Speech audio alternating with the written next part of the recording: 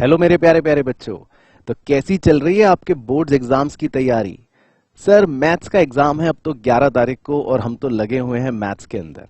पर बहुत से नॉन मैथ्स वाले बच्चे भी हैं जो कर रहे हैं अपने इकोनॉमिक सब्जेक्ट की तैयारी। तो आज की इस वीडियो में मैं बात करूंगा इंडियन इकोनॉमी के हमारे सारे इंपॉर्टेंट टॉपिक्स की। और इसके अंदर मैं आपको बताऊंगा कि चैप्टर वाइज कौन कौन से टॉपिक्स ऐसे हैं जिनसे आपको ज्यादा क्वेश्चंस पूछे जा सकते हैं। तो इस वीडियो के अंदर मैं सारी चीजें आपके साथ ही डिस्कस करने वाला हूं। सबसे पहले शुरू करते हैं चैप्टर 1 से, Indian economy on the eve of independence. इसमें बच्चों दो टॉपिक्स हमारे लिए ज्यादा इंपॉर्टेंट है। पहला टॉपिक है agriculture sector before and after independence. इस पर आपसे क्वेश्चन पूछ सकता है डायरेक्ट या इनडायरेक्ट, और मैं आपसे इनडायरेक्ट क्वेश्चंस की भी एक अलग वीडियो में डिटेल में डिस्कशन करने वाला हूं। दूसरा इसमें टॉपिक है कि इंडिया का फॉरेन ट्रेड कैसा था ब्रिटिश रूल के टाइम पर। तो ये दो टॉपिक्स ऐसे हैं जो इस चैप्टर में आपको ज्यादा इंपॉर्टेंट तरीके से करने हैं। एक बार जल्दी से इनका क्विक रिकैप अगर मैं आपको लगाऊं तो जैसे अगर हम एग्रीकल्चर सेक्टर को देखें बिफोर ब्रिटिश रूल, तो आपको उसके कुछ 3 मेन पॉइंट्स के बारे में पता होना चाहिए। आपने पढ़ा होगा लैंड सेटलमेंट सिस्टम, कमर्शलाइजेशन हो गया था और किस तरह से प्रोडक्शन काफी लो थी। तो आप इस टॉपिक को थोड़ा अच्छे से पढ़ना जो एग्रीकल्चर सेक्टर का है before and after British rule. इसी तरह इंडिया का फॉरेन ट्रेड जो ब्रिटिश रूल के टाइम पर था, इसके बारे में भी आपने अगर पढ़ा होगा कि किस तरह से हम प्राइमरी प्रोडक्ट्स एक्सपोर्ट करते थे और फिनिश्ड गुड्स जो होते थे उन्हें इंपोर्ट करते थे। बाकी हमारे जितने भी फॉरेन ट्रेड थे उस पर ब्रिटिशर्स का मोनोपोली कंट्रोल हुआ करता था और किस तरह से हमारी वेल्थ को लूटा गया था ड्यूरिंग ब्रिटिश रूल। तो ये दो टॉपिक्स ऐसे हैं पहले चैप्टर में से जो आपके लिए काफी इंपॉर्टेंट है। इसके बाद है हमारा चैप्टर नंबर 2। चैप्टर नंबर 2 से 3 मेन टॉपिक्स हैं जो आपको अच्छे से करके जाने हैं। ऑब्वियसली नंबर 1 ग्रीन रिवॉल्यूशन, दूसरा है आईपीआर 1956 में जो आया था, और तीसरा है स्मॉल स्केल इंडस्ट्रीज का टॉपिक। इन तीनों टॉपिक्स में से क्वेश्चन आपसे 3 से 4 नंबर का इनडायरेक्ट क्वेश्चन आराम से पूछ सकता है। तो इनके बारे में थोड़ा सा इन डेप्थ नॉलेज आप लेकर जाना। एक क्विक ब्रीफ दे देते हैं।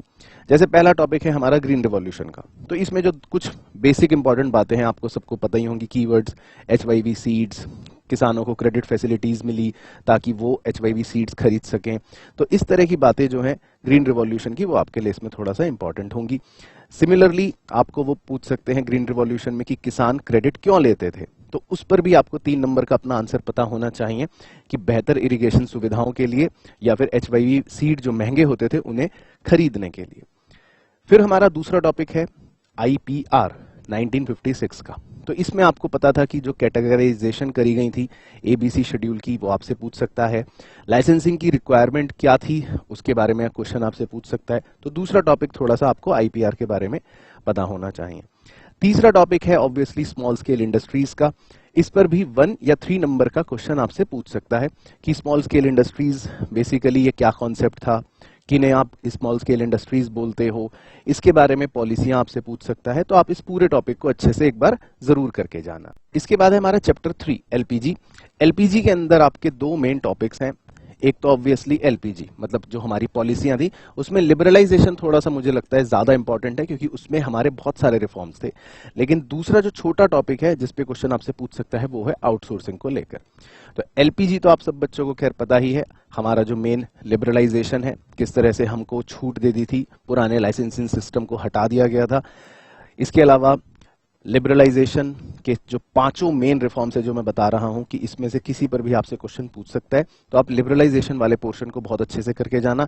हो सकता है चाहे आपसे इंडस्ट्रियल सेक्टर रिफॉर्म पूछ ले, फाइनेंशियल सेक्टर रिफॉर्म्स पूछ ले, या किसी भी तरह का लिबरलाइजेशन वाला कोई भी रिफॉर्म आपसे पूछ सकता है। फिर हमारा प्राइवेटाइजेशन, छोटा सा क्वेश्चन इस पर भी पूछ सकता है कि प्राइवेटाइजेशन क्या होता है, किस तरह से सरकार ने इसको परफॉर्म करा या इससे क्या फायदे हुए। तो ये LP हो गया। एंड ग्लोबलाइजेशन में जो टॉपिक इंपॉर्टेंट है वो है आउटसोर्सिंग का, क्योंकि इस पर बहुत ज्यादा प्रैक्टिकल क्वेश्चन भी आपसे पूछ सकता है या केस बेस्ड क्वेश्चन भी आपसे पूछ सकता है। आउटसोर्सिंग का मतलब बेसिकली आपको पता ही है कि कोई भी विदेश का व्यक्ति या विदेश की संस्था अपना काम हमें दे देते हैं, तो हमें आउटसोर्सिंग का बहुत बेनिफिट मिला था ग्लोबलाइजेशन की वजह से। तो इस टॉपिक पर भी आपसे एक क्वेश्चन पूछ सकता है। इसके बाद है जो हमारा अगला चैप्टर, उसमें 2 टॉपिक्स हमारे लिए इंपॉर्टेंट है। ह्यूमन कैपिटल और ह्यूमन डेवलपमेंट। ह्यूमन कैपिटल में ऑब्वियसली आपसे फॉर्मेशन के बारे में पूछ सकता है कि क्या क्या तरीके होते हैं, या फिर ह्यूमन डेवलपमेंट के साथ क्या डिफरेंस है, जो आपसे इसमें क्वेश्चन पूछ सकता है, तो वो काफी हमारे लिए रेलिवेंट है। तो ह्यूमन कैपिटल क्या है और ह्यूमन डेवलपमेंट क्या है, इसका बेसिक कॉन्सेप्ट आपको पता होना चाहिए। आई होप आपने पढ़ रखा होगा कि ह्यूमन कैपिटल जो है वो सिर्फ फोकस करता है प्रोडक्शन पर, उसका नजरिया होता है कि कितने डब्बे आप बना रहे हो, वो वेलफेयर की बात नहीं करता। जबकि ह्यूमन डेवलपमेंट जो होता है वो आपके वेलफेयर की बात करता है, ओवरऑल वेल बीइंग की बात करता है कि आप अच्छे से पढ़ें, अच्छे से सेहतमंद रहें, दैट्स इट। तो ये बेसिक डिफरेंस है, आई होप आपने पढ़ा होगा, लेकिन ये टॉपिक जो है ये इसमें आपके लिए बहुत इंपॉर्टेंट। इसके बाद जो अगला चैप्टर है रूरल डेवलपमेंट, इसके अंदर 5 मेन टॉपिक्स हैं, क्योंकि इनमें से किसी से भी क्वेश्चन पूछ सकता है, तो मैंने जानबूझ के इन 5 टॉपिक्स को ही रखा कि भाई ये बच्चा जरूर करके जाए। SHG बहुत ही इंपॉर्टेंट कॉन्सेप्ट है, आप में से कई बच्चों को पता ही होगा, सेल्फ हेल्प ग्रुप्स के बारे में, उसकी स्टडी अच्छे से करना, उस पर केस बेस्ड क्वेश्चन बन सकता है।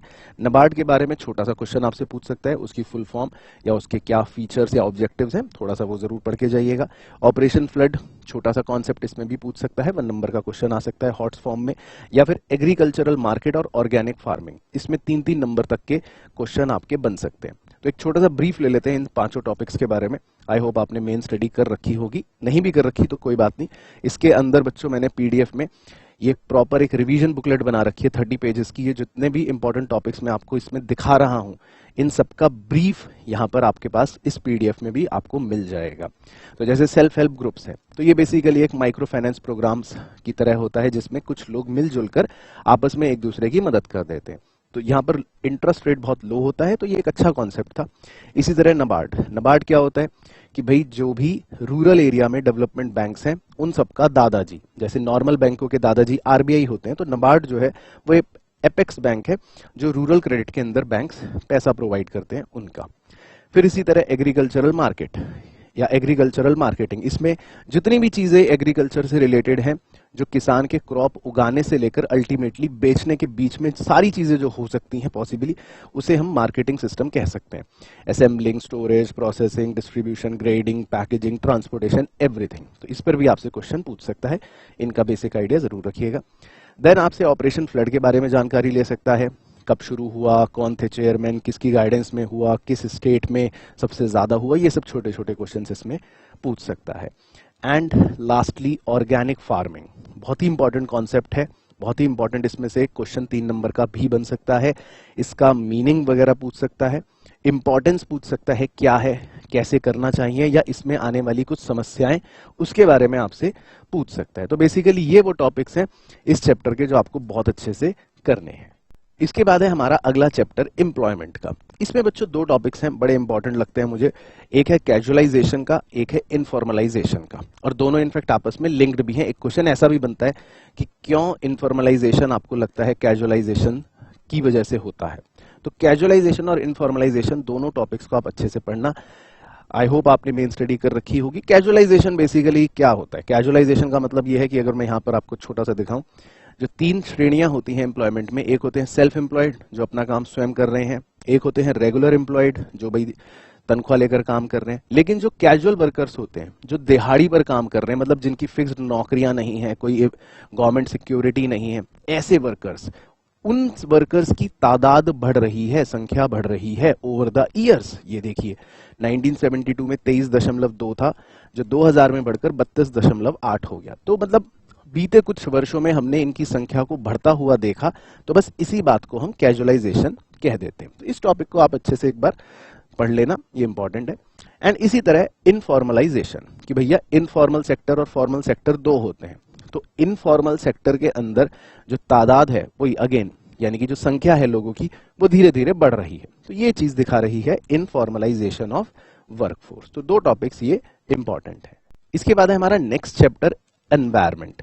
एनवायरमेंट में बच्चों छोटे छोटे टॉपिक्स हैं, लेकिन 4 टॉपिक्स को मैंने इंपॉर्टेंस दी है, क्योंकि इस पे से क्वेश्चन आमतौर पे 1 या 3 नंबर तक में पूछ लेता है। ऑब्वियसली ग्लोबल वार्मिंग, क्योंकि ये एक कंसर्न है। ओजोन डिप्लीशन, ये एक कंसर्न है। बाकी एक टॉपिक है इसमें soil erosion and land degradation का, वो भी एक मेजर इशू है, तो इसलिए उस पर भी एक इंपॉर्टेंट क्वेश्चन बन सकता है। हो सकता है थोड़ा सा उसमें indirect case study based question बन जाए। और सस्टेनेबल डेवलपमेंट, क्योंकि ये तो बहुत ही ज्यादा इंपॉर्टेंट है, क्योंकि इस पर हम एक्चुअल में भी प्रैक्टिकली बात करते हैं। तो इन 4 टॉपिक्स पर आप जरूर नजर बनाकर रखना, अच्छे से इनको पढ़ के जाना। मैं मान के चलता हूं कि आपने इनकी स्टडी कर रखी होगी। ग्लोबल वार्मिंग सबको पता है, बेसिक कॉन्सेप्ट क्या है कि भाई पृथ्वी का जो एवरेज तापमान है वो बढ़ रहा है। ओजोन डिप्लीशन, ये भी आपने बचपन से पढ़ा होगा कि जो ओजोन लेयर है वो धीरे धीरे डिप्लीट हो रही है कुछ कारणों की वजह से, है ना, तो वो दैट इज ओजोन डिप्लीशन। इसके अलावा सॉइल इरोजन या लैंड डिग्रेडेशन, इस पर आपसे कुछ पूछ सकता है। वो भी आपको पता है कि किस तरह से हमारी जो जमीन है या मिट्टी है उसका हमने क्वालिटी खराब कर दी है कुछ कारणों की वजह से, तो आप वो थोड़ा सा जरूर पढ़िएगा, है ना। लैंड डिग्रेडेशन हो गया।